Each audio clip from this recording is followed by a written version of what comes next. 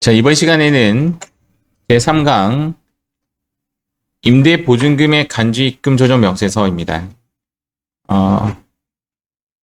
시험은 안 나올 것 같습니다. 얘는 시험에는 안 나올 것 같고, 우리 TAT라는 시험에는 한 2번 정도 나왔어요. 그래서 한국 세무사의 시험 위주의 수업이다 보다는 TAT용이다 라고 보시고 보시면 되겠습니다. 임대보증금이라는 것이 우리가 임차를 냈을 때 보증금 있잖아요. 그 보증금을 이익으로 만드는 행위를 하는 그런 명세서입니다. 이런 식으로 수업을 할 건데 여기서 포인트는 컴퓨터가 알아서 다 해준다. 그게 포인트고요. 내용상은 일단 간주입금 조정 명세서는 부동산 임대업이 주업이어야 합니다. 그래서 시험에 안 나오는 1번이에요. 우리 시험에는 대부분 우리 회사가 제조업이죠. 제조업. 근데 얘는 부동산 임대업이 주업이 되는 거죠. 첫 번째 조건이 부동산 임대업이 주업이어야 하고 차입금 과다 보유해야 합니다. 차입금이 어느 정도 많아야 된다. 부채가 많아야 되는 회사인데 자기 자본 적수의 2배를 갖고 있어야 되고 법인이어야 하고 이런 세 가지 조건이 걸린 법인에 이 세 가지가 조건이 걸리지 않으면 상관이 없고요. 이 세 가지 조건이 걸린 법인에 부동산 또는 부동산에 관한 권리를 대여하고 받은 보증금의 입금을 산입한다. 이를 간주입금 조정 명세서라고 한다. 우리 부가세에서도 이런 거 하죠, 맞죠? 간주입금에 대해서 부가가치세를 계산해서 부동산 임대 공급가입 명세서를 작성하죠. 그것은 자주 나오는데 이 공급가입 부분에 대해서는 시험에 잘 나오지 않습니다. 적수라는 말에 대한 개념을 한번 가져볼게요. 적수. 적수라는 말의 이제 결론은 너무 부담 없이 그냥 없는 셈 치고 공부하시면 된다. 이게 결론인데 적수라는 것이 뭐냐면 한자 용어로 숫자를 쌓는다라는 겁니다. 숫자를 쌓는다. 제가 예를 들어서 한번 말씀드릴게요. 내가 햄버거를 매일 한 개씩 먹었어요. 1년 내내 매일 한 개씩 먹었어요. 질문하겠습니다. 나는 1년에 햄버거를 몇 개 먹었을까? 365개죠. 그게 적수입니다. 무슨 말이냐고요? 다시 한번 해볼게요. 이런 일은 일어나지 않겠지만 내가 1월 1일 날 햄버거를 365kg 먹었어요. 먹방 찍으면서. 그리고 나서 1년 내내 햄버거를 하나도 안 먹었어요. 자, 질문하겠습니다. 나는 1년 동안 햄버거를 몇 개 먹었는가? 그것도 365개죠. 적수의 개념은 1년 동안 몇 개를 했느냐라는 뜻인데요. 적수를 왜 계산하냐면 적수에 항상 365를 나눕니다. 적수에 이제 계산식을 보면 적수에 항상 365를 나누어요. 그럼 365를 나누면 어떤 결론이 나냐면 하루에 몇 개 먹었느냐가 나옵니다. 평균 하루에 몇 개를 먹느냐. 정답은 1개죠. 이해가시죠? 내가 보증금을 처음에 1,000만 원 쭉 받다가 7월 1일 날 3,000만 원을 받았어요. 그러면 1년 평균 대충 한 몇 개가 받은 거죠? 2,000만 원을 받은 거죠. 하루로 평균 치면. 6개월 동안은 1,000만 원만 받다가 나중에 이제 3,000만 원어치를 받은 거예요. 적수를. 그러니까 보증금을. 그럼 보증금의 1년 평균은 1,000만 원의 6개월치와 3,000만 원의 6개월치를 더하면 이제 더해서 나누기 360으로 하면 하루의 평균은 대충 2,000만 원이 나와요. 하루의 평균 보증금을 계산하는 그런 뜻이에요. 적수의 의미는. 그런데 컴퓨터가 계산해주고 그 계산 과정도 컴퓨터가 보여줍니다. 자, 바로 프로그램으로 한번 가보도록 하겠습니다. 어디에 가보냐면 여기 한번 가볼게요. 207페이지 회사 코드는 99빵빵. 네, 페이지 207페이지가 209페이지입니다. 209페이지에 필수 예제를 풀면서 설명을 해드리도록 하겠습니다. 다음 자료에 의하여 주태양 상사의 2023년도 임대보증금의 간주입금 조정 명세서를 작성하고 소득금의 조정 합계표를 작성하시어 정기예금 이자율은 2.9%를 적용한다. 임대보증금의 간주입금 조정 명세서의 기본적인 개념은 이제 어떤 식으로 적용이 되냐면, 예를 들어서 내가 갖고 있는 건물의 면적이 여기다라고 하면, 얘를 이제 4등분 하겠습니다. 4등분. 4등분 중에 이쪽 구역에 대해서만 임차인이 들어왔다라고 하는 거죠. 그러면 이 구역에 대해서만 임대보증금이 발생되겠죠. 그러면 이렇게 계산돼요. 대충 계산이 임대보증금에 대해서 얘를 이제 은행에 넣으면 얼마 이자를 받을 것인가가 나오겠죠. 그래서 이거에 대한 수익을 따져서 빼기 뭐냐면 건설비 상당액을 빼줍니다. 근데 건설비 상당액이라는 것도 전체의 건설비가 아니라 전체에 들어갔던 것 중에 4분의 1만 따지는 거죠. 이해가시죠? 그래서 임대보증금의 수익을 전부 다 수익으로 남기는 것이 아니라 거기에서 건설비 상당액 부분만 빼고 수익으로 남겨줍니다. 그런데 내가 만약에 얘를 이자 수익으로 이미 회계 처리를 했다라면 그 부분은 빼고 계산을 하겠죠. 그래서 처음에 필요한 게 뭐냐면 임대보증금에 관련된 수익 부분이 필요합니다. 근데 임대보증금에 대한 수익을 먼저 해야 되는데 프로그램 잠깐 볼게요. 자, 프로그램에는 법인 요정을 누르시고 네 번째 임대보증금의 간주입금 조정 명세서를 클릭합니다.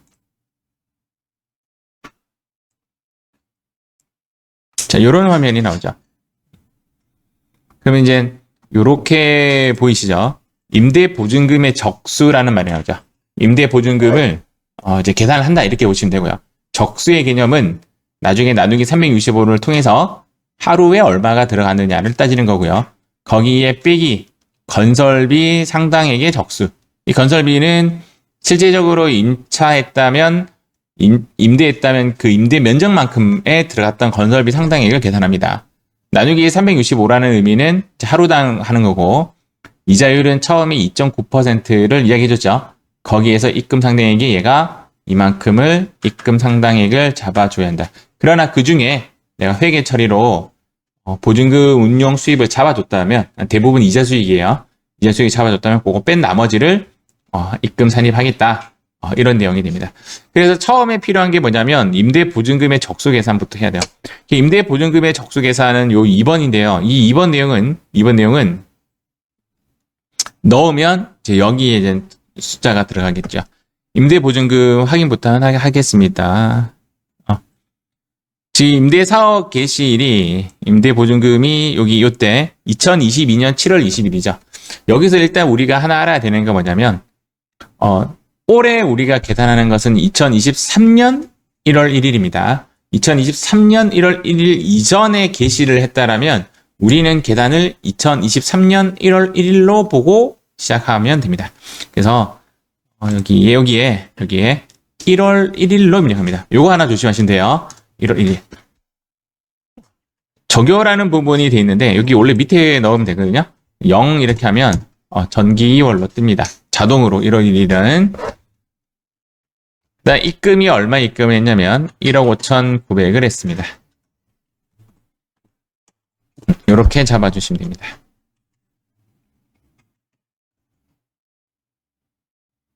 그러면 1년 동안 1억 5,900을 했고 하루 평균도 1억 5,900이 되겠죠.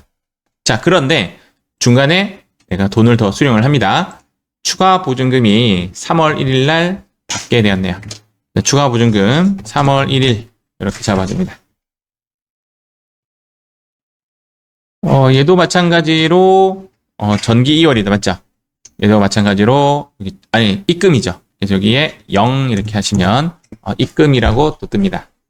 추가로 돈을 더 받았어요. 추가로 더 받은 돈이 얼마냐면 100만 원을 받게 됩니다. 물론 이제 컴퓨터가 계산을 해주고 있을 건데요. 실제적으로 처음에 1억 5,900을 받다가 3월 1일 되는 시점에 이만큼 오르는 거죠. 이렇게 1억 오른 거죠. 맞죠? 이게 나중에 이제 평균으로 보면 요렇게 정도 되겠죠. 그림상. 그리고 얘가 하루의 금액이 얼마인지 계산이 될 겁니다. 자, 그래서 임대보증금의 적수가 요렇게 계산이 되었습니다. 이제는 이제 건설비 상당의 적수를 빼줘야 되는데, 다시, 임대보증금의 적수에서 주의할 점은 단 요거 하나예요.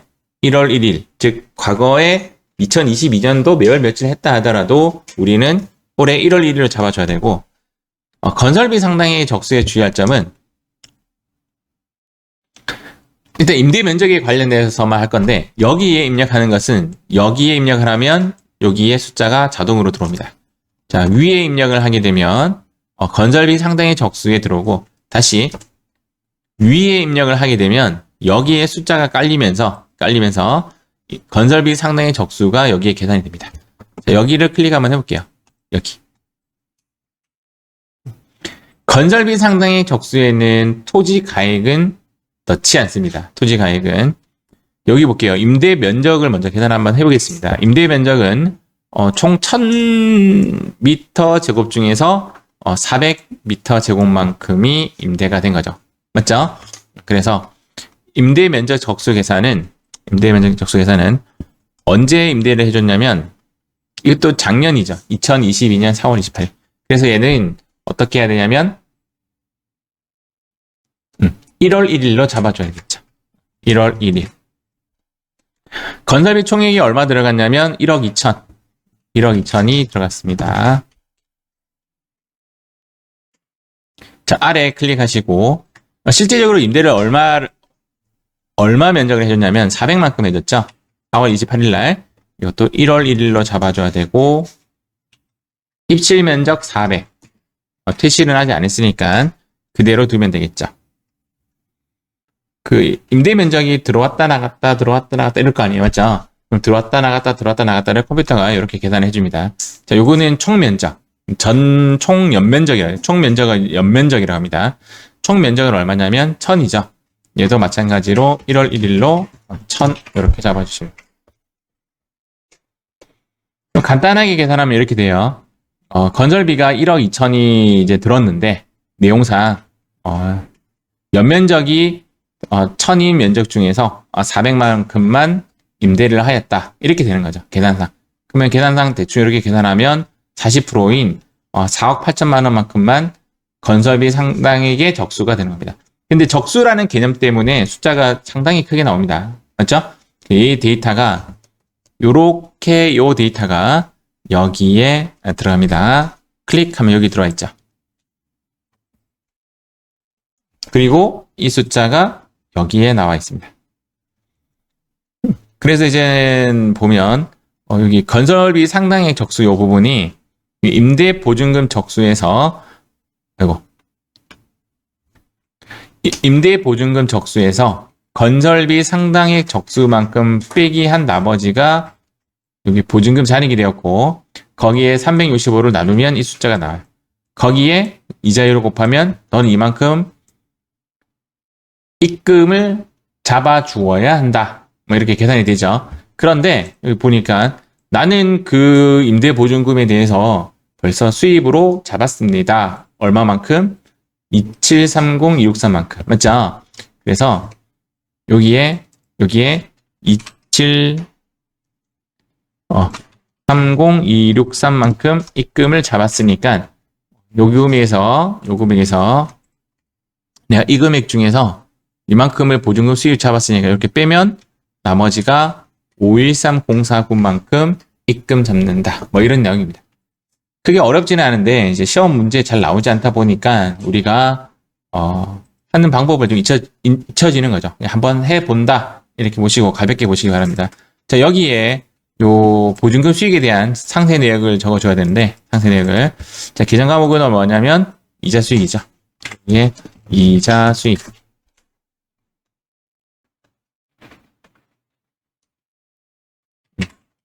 전체 금액은 얼마냐면 35760,000 35760,000 그 중에 보증금 운용 수익 금액은 얼마냐면 2730263 이렇게 하면 됩니다. 정답은 얘가 정답이 될 건데요. F3 한번 눌러보세요. F3 누르면 이렇게 이 금액이 이 금액이 이렇게 밑에 떠 있고 얘를 여기에 적으면 돼요. 여기에 임하고 엔터. 그러면 이렇게 처리가 됩니다. 그러니까 앞에 문제에서 다 들어가 있습니다. 네. 제가 지워서 그렇지. 우리 앞선 수업 때문에 뜨는 겁니다. 그래서 임대보증금 간주입금은 이렇게 하시면 됩니다.